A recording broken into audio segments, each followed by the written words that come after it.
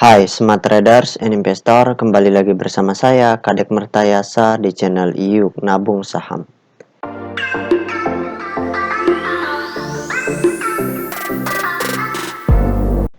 Nah, di episode kali ini kita akan membahas salah satu perusahaan yang di-request oleh Habibur Rahman. Kode sahamnya KEN. Nama perusahaannya yaitu PT Kencana Energi Lestari Tbk. Oke, untuk mempersingkat waktu, kita langsung saja buka datanya di aplikasi iPod ya.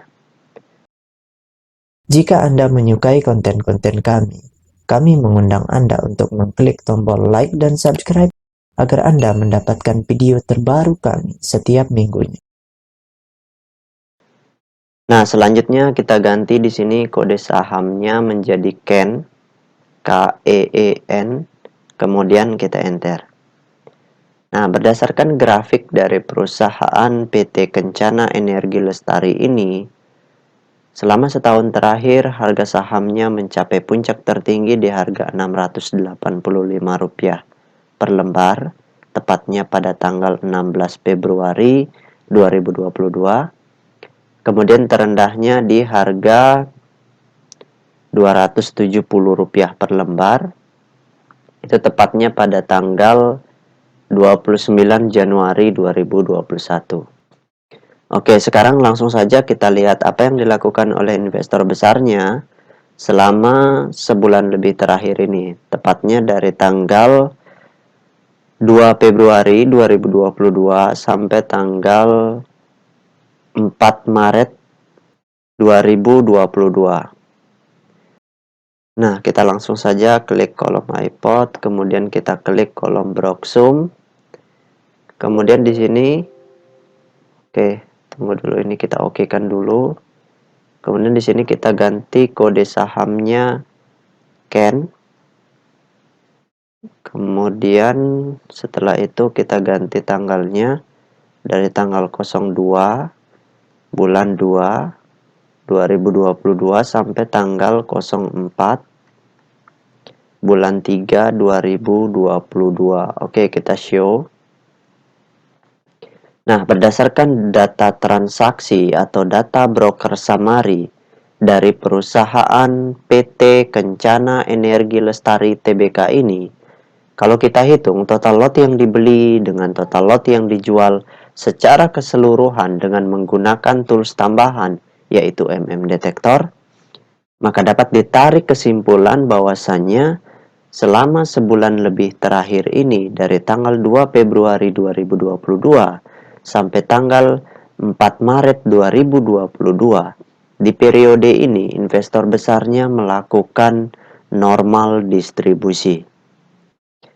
Ketika distribusinya terus berlanjut dan terindikasi melakukan masif distribusi, maka potensi harga sahamnya turun kembali ke harga 200 itu sangat besar sekali. Namun ketika distribusinya berhenti malah berubah menjadi masif akumulasi, maka itu indikasi awal kalau harga sahamnya akan naik kembali seperti itu. Mungkin ke harga 685 kembali atau bahkan lebih tinggi seperti itu. Oke, sekarang kita tutup data transaksinya dulu. Nah, selanjutnya kita cek data peta kepemilikannya. Nah, sekali lagi bagi teman-teman investor, jika ada yang ingin ditanyakan atau ada yang ingin di-request, silakan komen di kolom komentar, nanti saya akan buatkan videonya secara khusus.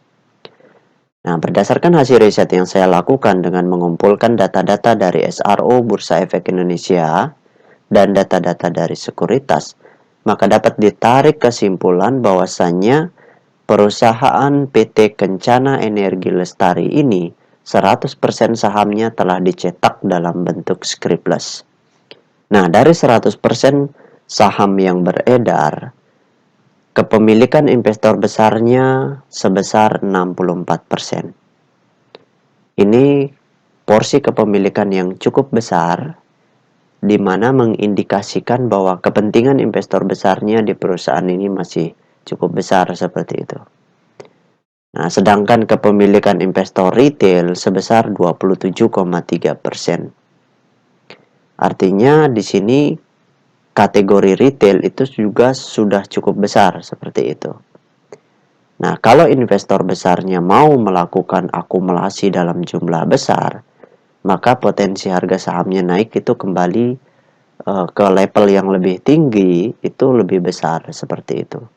Namun kalau seandainya kepemilikan investor besarnya yang memiliki di atas 5% tadi itu melakukan aksi jual dalam porsi yang besar, maka itu indikasi awal kalau terjadi perubahan tren.